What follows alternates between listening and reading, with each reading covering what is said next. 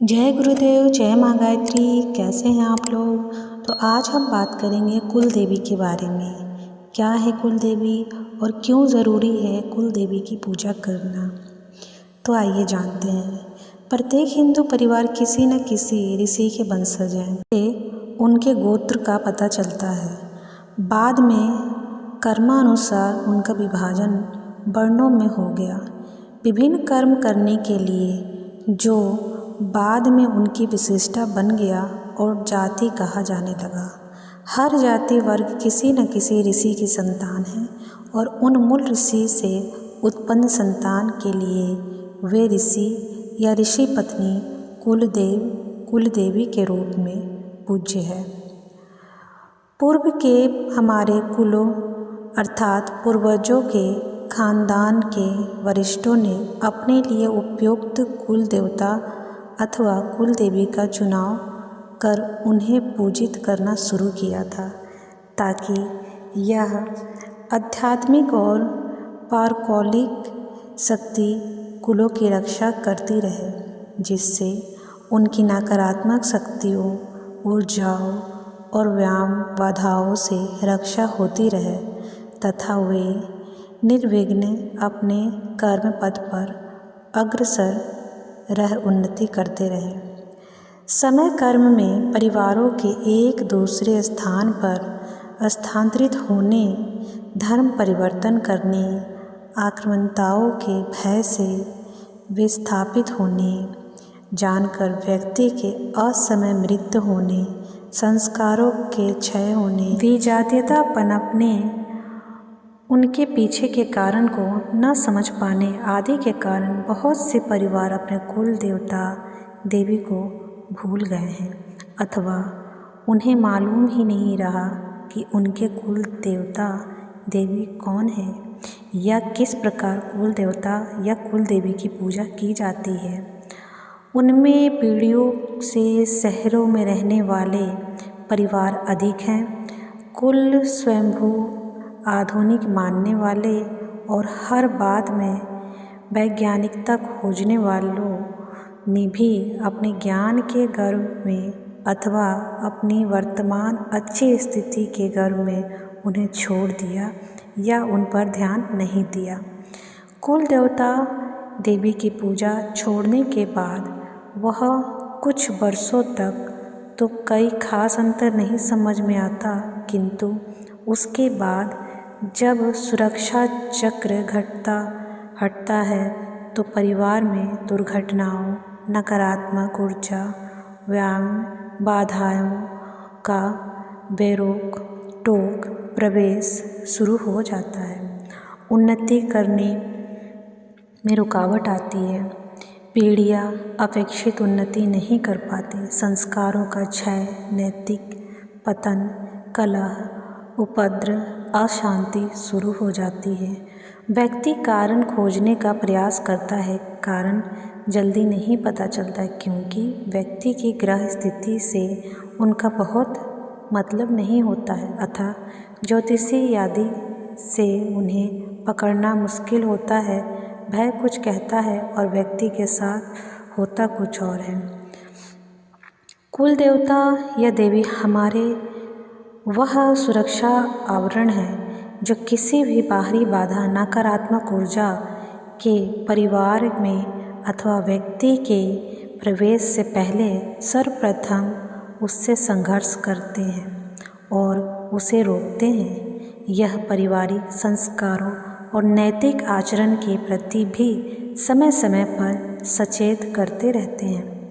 यही किसी भी दृष्टि को दी जाने वाली पूजा को इष्ट तक पहुंचाते हैं। यदि इन्हें पूजा नहीं मिल रही होती है तो यह नाराज भी हो सकते हैं और निर्लिप्त भी हो सकते हैं। ऐसे में आप किसी भी इष्ट की आराधना करें, वह उस इष्ट तक नहीं पहुंचता, क्योंकि सेतु कार्य करना बंद कर देता है।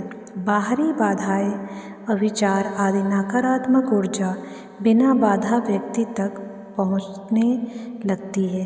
कभी कभी व्यक्ति या परिवारों द्वारा दी जा रही कुल देवता या कुल देवी की पूजा कोई अन्य बाहरी व्यय शक्तियाँ लेने लगती है अथवा पूजा न इष्ट तक जाती है न उसका लाभ आपको मिलता है।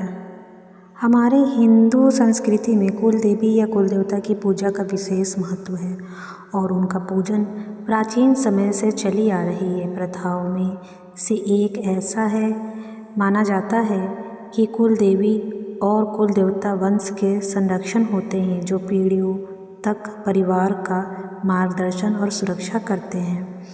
वैदिक ज्योतिष और हिंदू आध्यात्मिकता में गहराई से रची बसी यह प्रथा पैतृक संबंधों और पारिवारिक ज्योतिष और हिंदू आध्यात्मिकता में गहराई से रची बसी यह प्रथा पैतृक संबंधों और पारिवारिक नियति को नियंत्रित करने वाली वैदिक शक्तियों के प्रति श्रद्धा को दर्शाती है। सदियों से मान्यता है कि कुल देवी या देवता के पूजन में घर की समृद्धि बनी रहती है। इसी वजह से किसी भी शुभ काम से पहले उनका पूजन विशेष माना जाता है। यही नहीं, पूजा से पहले कुल देवी या देवता के पूजन को आवश्यक माना जाता है और शादी विवाह जैसे शुभ कामों में भी उन्हें सबसे पहले आमंत्रित किया जाता है। आइए जानते हैं कुल देवी और देवता के महत्व के बारे में कुछ चीज़ें जानते हैं। कुल देवी और कुल देवता को अक्सर दैवीय ऊर्जा की अभिव्यक्ति के रूप में पूजा जाता है जो परिवार वंश के सामूहिक आशीर्वाद और पैतृक ज्ञान का प्रतिनिधित्व करते हैं। कुल देवी शब्द का तात्पर्य परिवार की संरक्षक देवी के रूप में पूजी जाने वाली देवी से है, जबकि कुल देवता वंश के संरक्षक संत के रूप में सम्मानित पुरुष देवता से संबंधित होते हैं। ऐसा माना जाता है कि ये देवता परिवार के सदस्यों के कल्याण, समृद्धि और सुरक्षा की अध्यक्षता करते हैं। किसी के जन्म के समय आकाशीय पिंडों की स्थिति उनके भाग्य, कर्म और पारिवारिक संबंधों को निर्धारित करती है।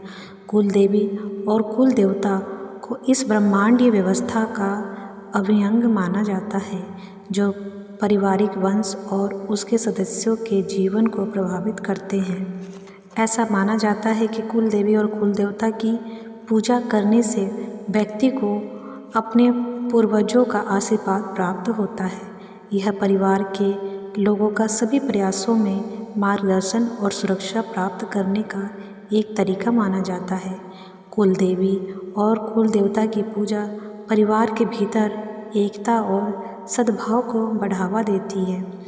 जब हम कुल देवी या देवता की पूजा के लिए एक साथ आते हैं तो सभी सदस्य अपने बंधन को मजबूत करते हैं और एकजुट सम्मान और प्रेम की भावना को बढ़ावा देते हैं।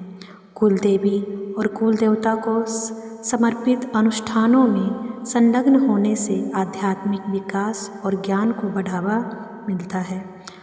पूजा से पहले उनका पूजन इसलिए किया जाता है क्योंकि उन्हें परमपिता परमात्मा का सदैव संदेशवाहक माना जाता है और उनके माध्यम से हमारा कोई भी संदेश उन तक पहुंचाया जा सकता है। कुल देवी और कुल देवता की पूजा से सुरक्षा और समृद्धि बनी रहती है। ऐसा माना जाता है कि कुल देवी और कुल देवता को प्रसन्न करने से परिवार की बुरी ताकतों से सुरक्षित होती है और उनके जीवन में समृद्धि, प्रचुरता और सफलता आती है। वे दैवीय संरक्षण के रूप में कार्य करते हैं, वंश को नुकसान होने से बचाते हैं। कुल देवी और कुल देवता की पूजा करना किसी के कर्म संतुलित करने और पिछले अपराधों के लिए क्षमा मांगने के साधन के रूप में भी देखा जाता है। ऐसा माना जाता है कि पारिवारिक देवताओं का सम्मान करने से ग्रहों के नकारात्मक प्रभाव को कम किया जा सकता है और पैतृक अभिशापों को भी कम किया जा सकता है। माना जाता है कि कुल देवी या देवता परिवार की किसी भी विपदा से सुरक्षा करते हैं। यदि आप किसी भी मांगलिक या शुभ काम में उनका आवाहन नहीं करते हैं तो आपके जीवन में समस्याएं बनी रहती है और काम भी पूरा नहीं होता। यदि आप कुल देवी या देवता को प्रसन्न करने में समर्थ रहते हैं तो आपका सारा काम सफलतापूर्वक आगे बढ़ता है, और असमर्थ रहते हैं तो उनकी नाराज़गी की वजह से कई समस्याओं को सहनी पड़ती है और मांगलिक कार्य अधूरे रह सकते हैं। अगर कुल देवी या देवता नाराज़ हो जाते हैं तो परिवार में उन्नति संभव नहीं है। इसलिए हमें हर कार्य में अपने कुल देवी को याद करना चाहिए और उनकी पूजा करती रहनी चाहिए, ताकि उन्हें इस चीज़ का एहसास हो कि हम उन्हें हमेशा अपने सुख दुख में याद कर रहे हैं, अपने शुभ कार्यों में याद कर रहे हैं, ताकि उनकी कृपा हम पे और हमारे परिवार पे बनी रहे, बरसती रहे, और हम पे जो भी बुरी बलाएं आए वो टलती रहे उनकी कृपा और उनके आशीर्वाद से।